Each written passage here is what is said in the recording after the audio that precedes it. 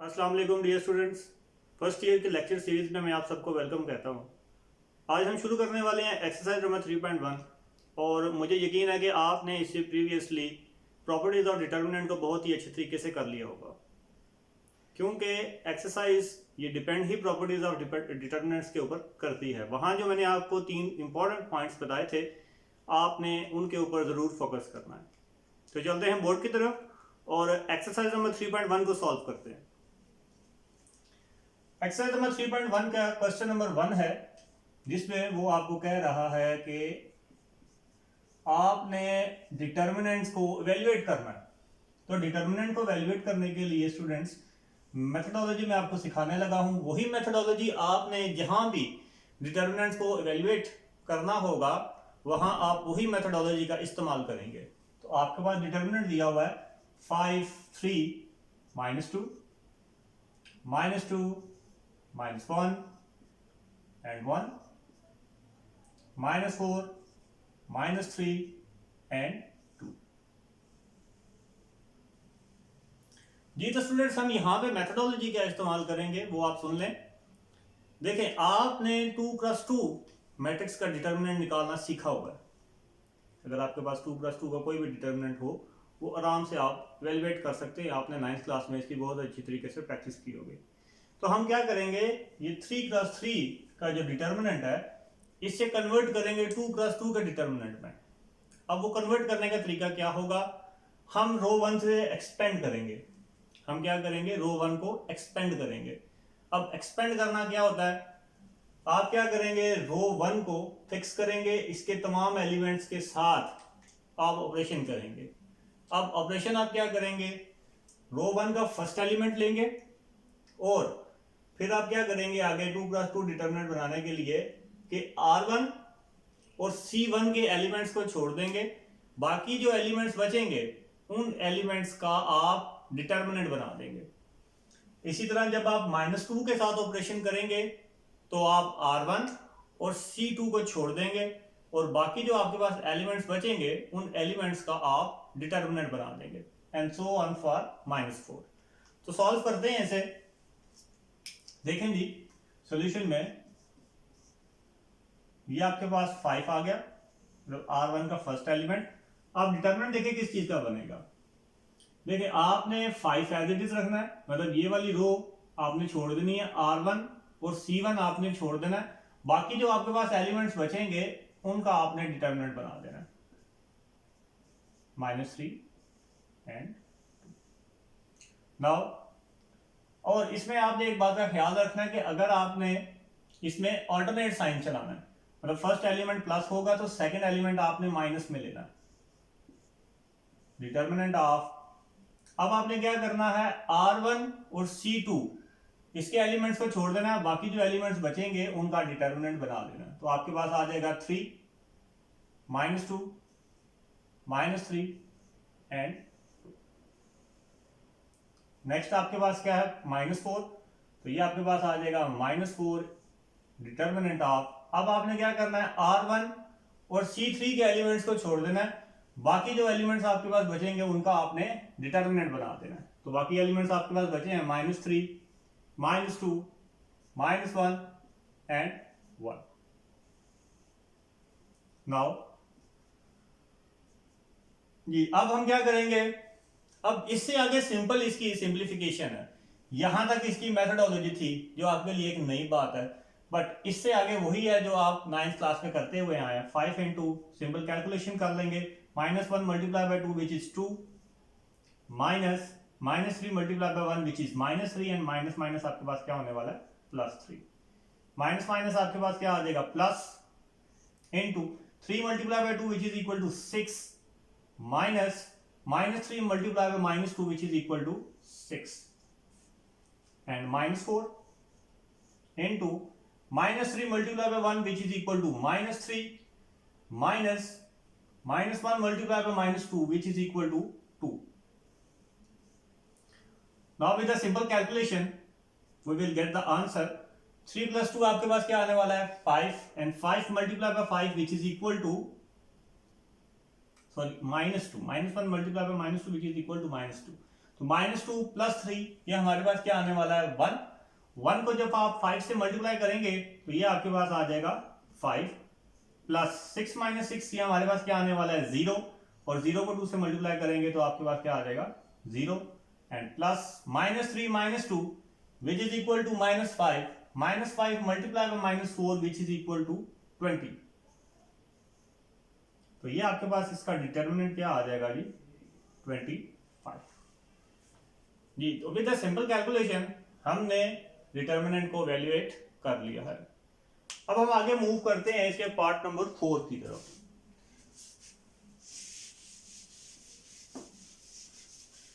तो स्टूडेंट्स ये एक्सरसाइज शुरू करने से पहले जो मैंने इसका इंट्रोडक्टरी लेक्चर दिया था वहां मैंने आपसे बात की थी रो ऑपरेशन और कॉलम ऑपरेशन के बारे में। स्टूडेंट्स रो ऑपरेशन और कॉलम ऑपरेशन ऐसे ऑपरेशंस हैं जो हमें डिटर्मिनेंट्स को सॉल्व करने में बहुत ही मदद देते हैं, बट ये आपको टेक्निक तभी आ सकती है जब आप इसकी बार बार प्रैक्टिस करेंगे। हालांकि ये बहुत ही आसान टेक्निक है, बट स्टूडेंट्स इसको मुश्किल तस्वर करते हैं और इस पर प्रैक्टिस ही नहीं करते, जिसकी वजह से उन्हें ये टेक्निक नहीं आ पाती। तो आपने इसे बार बार प्रैक्टिस करना है। आप इसे 2-3 बार प्रैक्टिस करेंगे तो आपको ये समझ आ जाएगा। इसमें हम करते क्या है, रो और कॉलम ऑपरेशन में उसी तरह से हम प्लस माइनस करते हैं जिस तरह से आप दो मैट्रिक्स को आपस में प्लस करते हैं, बट यहाँ पे आपके पास सिर्फ एक ही मैट्रिक्स होता है। तो आप क्या करते हैं, कॉलम्स को आपस में प्लस माइनस कर सकते हैं या रोज को आपस में प्लस माइनस कर सकते हैं। ठीक है, कॉलम्स के एलिमेंट्स को या रोज के एलिमेंट्स को। यहाँ पे क्योंकि दूसरा मैट्रिक्स दूसरा डिटर्मिनेंट हमारे पास नहीं होता, इस वजह से। तो पार्ट नंबर 4 को वैसे तो आप चाहें तो एक्सपेंड कर सकते हैं, बट मैं यहाँ पे कोशिश करूंगा कि आप क्या करें, इसे कॉलम ऑपरेशन के जरिए इसको सॉल्व करने की कोशिश करेंगे। तो कॉलम ऑपरेशन के जरिए इसे सॉल्व करते हैं। आपके पास है जी part number 4 which is a + 1 a -1 a -1 a +1 and a -1 and a +1। ये जो सोल्यूशन में देखेंगे इसका,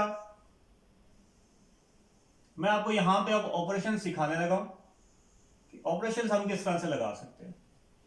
देखिए अगर मैं इन तीनों कॉलम्स को आपस में ऐड कर दूं तो देखिए मेरे पास क्या रिजल्ट आता है। अब यहां पे सवाल ये पैदा होता है कि सब कॉलम्स को ही क्यों ऐड करें, आप रोज को भी ऐड कर सकते हैं जी, जिसमें आपको आसानी लगे आप वो कर सकते हैं।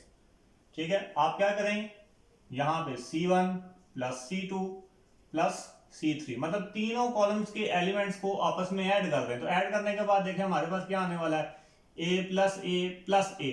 तो ये आपके पास क्या आ जाएगा 3a + 1 - 1 which is equal to 0। Now a + a + a which is equal to 3a and +1 - 1 आपस में कैंसिल हो जाएगा।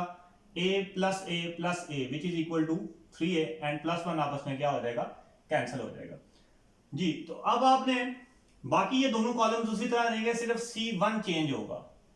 ठीक है, सिर्फ और सिर्फ क्या चेंज होगा, C1 चेंज होगा। जो आपने फर्स्ट कॉलम यहाँ पे फर्स्ट कॉलम के अंदर आप ये बाकी दोनों कॉलम्स को क्या कर रहे हैं, ऐड कर रहे हैं।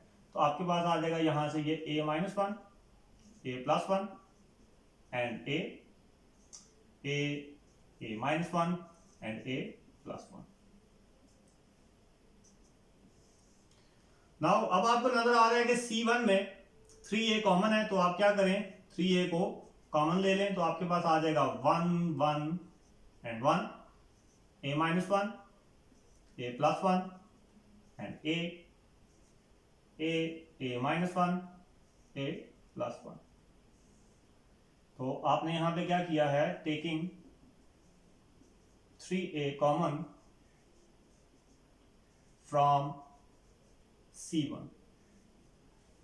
C1 में से आपने क्या किया जी, 3a को कॉमन ले लिया।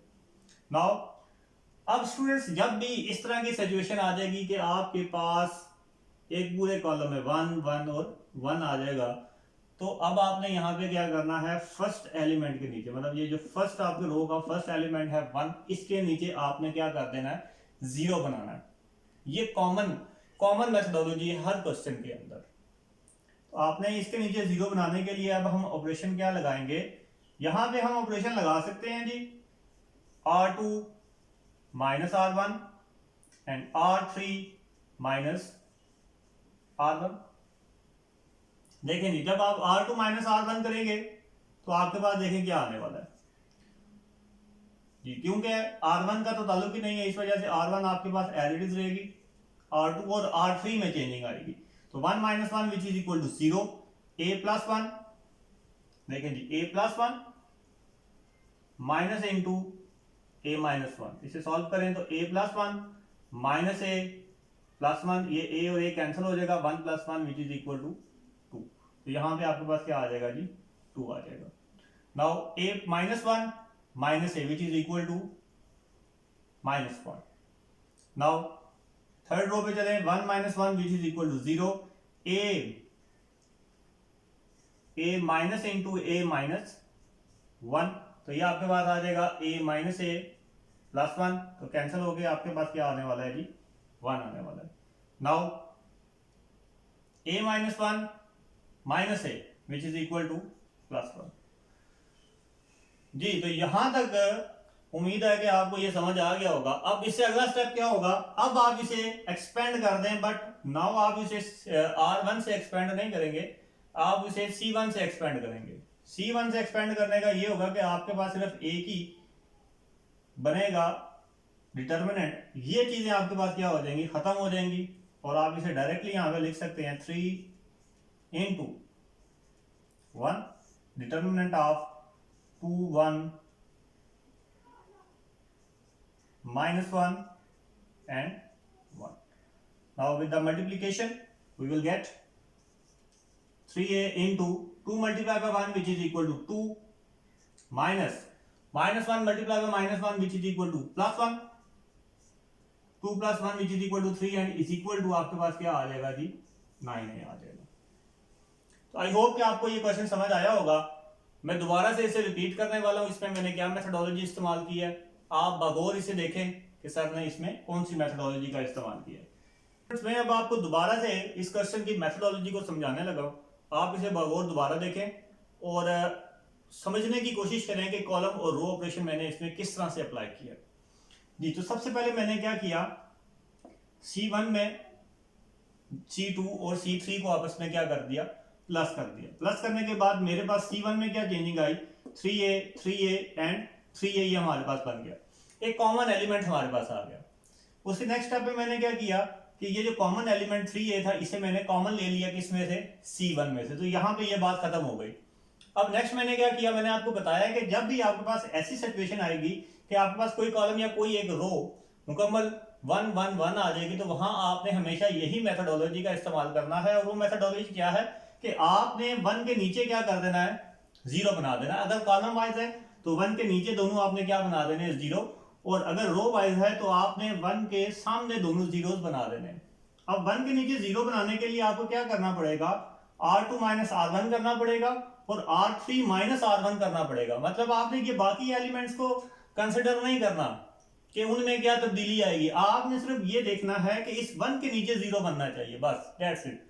तो इस 1 के नीचे 0 बनाने के लिए ऑब्वियसली मुझे R2 में से R1 को माइनस करना पड़ेगा, मतलब R2 के तमाम एलिमेंट्स में से R1 के एलिमेंट्स को माइनस करना पड़ेगा। तो मैंने वही किया, तो मेरे पास ये गिवन रिजल्ट आ गया। तो जब आपके पास आ जाएगा 1 0 0, तो आप इसे कर सकते हैं एक्सपेंडिंग फ्रॉम C1, R1 भी आप लिख सकते हैं। तो आप क्या करेंगे, 1 आपने बाहर ले लिया और यहां पे आपके पास एक सिंगल डिटर्मिनेंट बचेगा 2 माइनस 1 1 और 1, इन्हें आप कैलकुलेट करें तो आपके पास क्या रिक्वायर्ड आंसर आ जाएगा। आई होप कि आपको ये मेथोडोलॉजी समझ आई होगी। इसके ऊपर बार बार प्रैक्टिस करें ताकि इससे नेक्स्ट आने वाले क्वेश्चंस आपके लिए आसान हो सके। क्वेश्चन नंबर 2 में इसके मजीद क्वेश्चंस को प्रैक्टिस करते हैं और उन्हें भी कोशिश करेंगे कि रो और कॉलम ऑपरेशन के जरिए ही सॉल्व करें। क्वेश्चन नंबर 2 की स्टेटमेंट है विदाउट एक्सपेंशन, कि आपने एक्सपेंड किए बगैर ये बात शो करनी है कि this determinant is equal to 0। First question में हमने एक्सपेंड किया था, यहां पे उसमें हमें रिस्ट्रिक्शन लगा दी है और कहा है कि आपने एक्सपेंशन किए बगैर इस डिटर्मिनेंट को 0 के इक्वल प्रूफ करना। तो हम प्रूफ करते हैं। पार्ट नंबर 1 है हमारे पास, which is 6 3 2 7 4 and 3 8 5 and 4 which is equal to 0। तो इसकी आप लेफ्ट हैंड साइड ले लें, वो आपके पास है जी 630 632 743 एंड 854। जी तो स्टूडेंट्स, मैंने आपको इससे प्रीवियस लेक्चर में प्रॉपर्टीज ऑफ डिटर्मिनेंट में मैंने आपको 3 इंपॉर्टेंट पॉइंट बताए थे किसी भी डिटर्मिनेंट को डायरेक्टली 0 के इक्वल प्रूव करने के लिए विदाउट एक्सपेंशन। जी तो वो पॉइंट्स क्या थे? नंबर 1 पॉइंट आपके पास ये था कि आप क्या करें, डिटर्मिनेंट के जितने भी एलिमेंट्स हैं वो तमाम एलिमेंट्स आप 0 बना दें, जो कि पॉसिबल नहीं है, एक मुश्किल तरीका है। नंबर 2 पॉइंट हमारे पास क्या था कि आप क्या करें, कोई सी 2 रोज या कोई सी 2 कॉलम आप क्या करें 0 बना और सॉरी आइडेंटिकल बना दें। आइडेंटिकल जैसे ही आप बनाएंगे तो वो डिटर्मिनेंट का रिजल्ट ऑब्वियसली आपके पास 0 ही आएगा। ये हमने प्रॉपर्टीज ऑफ डिटर्मिनेंट में पढ़ा। और थर्ड पॉइंट इसका क्या था कि आप कोई सी एक रो या कोई सा एक कॉलम मुकम्मल तौर पे 0 बना दें। तो इन तीनों ऑप्शंस में से ऑप्शन नंबर 1 तो हम कभी भी यूज नहीं कर सकते क्योंकि वो एक टफ तरीका है। ऑप्शन नंबर 2 कदरे बेहतर तरीका है, तो सबसे पहले हम ऑप्शन नंबर 2 पे ही जाएंगे। हम कोशिश करते हैं कि कोई सी 2 रोज या कोई सी 2 कॉलम आपस में आइडेंटिकल बन जाए। अब अगर मैं इन नंबर्स की तरफ, इन डिजिट, इन एलिमेंट्स की तरफ गौर करूं तो अगर देखें मैं 6 - 7 करूं तो मेरे पास देखें आंसर क्या आने वाला है, -1 आने वाला है। इसी तरह अगर मैं 3 - 4 करूं तो मेरे पास आंसर क्या आने वाला है, -1। इसी तरह मैं 2 - 3 करूं तो ये मेरे पास आंसर क्या आने वाला है, -1। सिमिलरली अगर मैं 7 - 8 करूं तो मेरे पास क्या आने वाला है, -1 आने वाला है। एंड 4 - 5 करूं तो मेरे पास क्या आने वाला है, -1। एंड 3 - 4 करूं तो ये भी मेरे पास क्या आने वाला है, -1। तो इट्स मीन्स कि अगर मैं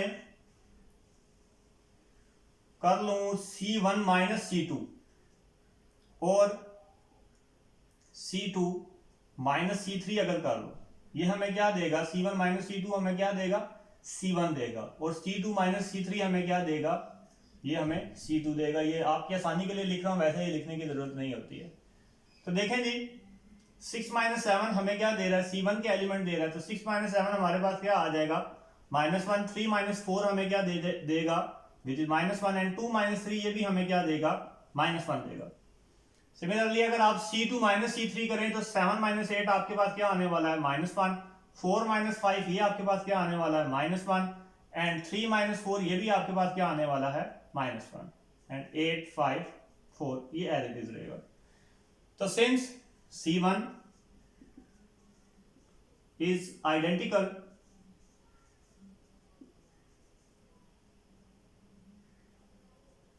to C2, so determinant is equal to आपके पास क्या आने वाला है जी, 0 आने वाला है। तो आई होप कि आपको कॉलम ऑपरेशन समझ आ रहा होगा। इसका पार्ट नंबर 3 करते हैं ताकि आपको मजीद मेथोडोलॉजी की समझ आ सके। जी पार्ट नंबर 3 में देखिए आपके पास है 1 4 7 2 5 8 3 6 9। जी अब आप पहले क्वेश्चंस के ऊपर गौर करें और देखें कि इस क्वेश्चन के एलिमेंट्स के ऊपर हम कैसे कॉलम और रो ऑपरेशन या रो ऑपरेशन लगाएं जिसकी मदद से हमारे पास 2 कॉलम या 2 रोज आपस में आइडेंटिकल आ जाए। जी तो स्टूडेंट्स आप अगर देखें तो अगेन अगर मैं 1 - 2 करूं तो मेरे पास आएगा -1। इसी तरह 4 - 5 करूं ये भी मेरे पास आएगा -1। 7 - 8 करूं ये भी मेरे पास क्या आएगा, -1। सिमिलरली अगर मैं 2 - 3 करूं ये मेरे पास क्या आएगा, -1। 5 - 6 करूं ये भी मेरे पास -1 आएगा। 8 - 9 करूं ये भी मेरे पास -1 आएगा। तो इट्स मीन अगर मैं क्या करूं C1 - C2 करूं और ये मुझे क्या देगा, C1 दे देगा, कॉलम 1 दे देगा। और C2 - C3 करूं तो ये मुझे क्या देगा जी, C2 देगा। तो आपके पास क्या है जी, C1 - C2 करें जी, 1 - 2 which is equal to -1 4 - 5 which is equal to -1 7 - 8 which is equal to -1. Now 2 - 3 which is equal to -1, -5 - 6 which is equal to -1, 8 - 9 which is equal to -1, and 3 6 9. So since C1 is identical to C2, so ये आपके पास determinant क्या आ जाएगा जी, 0 के equal आ जाएगा। तो इसी तरह से इसका एक पार्ट रह गया है, वो आपने खुद ही करना है। उस पर कॉलम ऑपरेशन लगाएं और उसे सॉल्व आउट करें, कॉलम या रो ऑपरेशन। और मैं आपसे रिक्वेस्ट करूंगा कि आप क्वेश्चन नंबर 1 के भी जो क्वेश्चन है उन्हें भी एक्सपेंड किए बगैर रो और कॉलम ऑपरेशन से करने की कोशिश करें, ताकि आपको ये मेथोडोलॉजी समझ आए और इसके मजीद क्वेश्चंस को आप इजीली सॉल्व आउट कर सकें।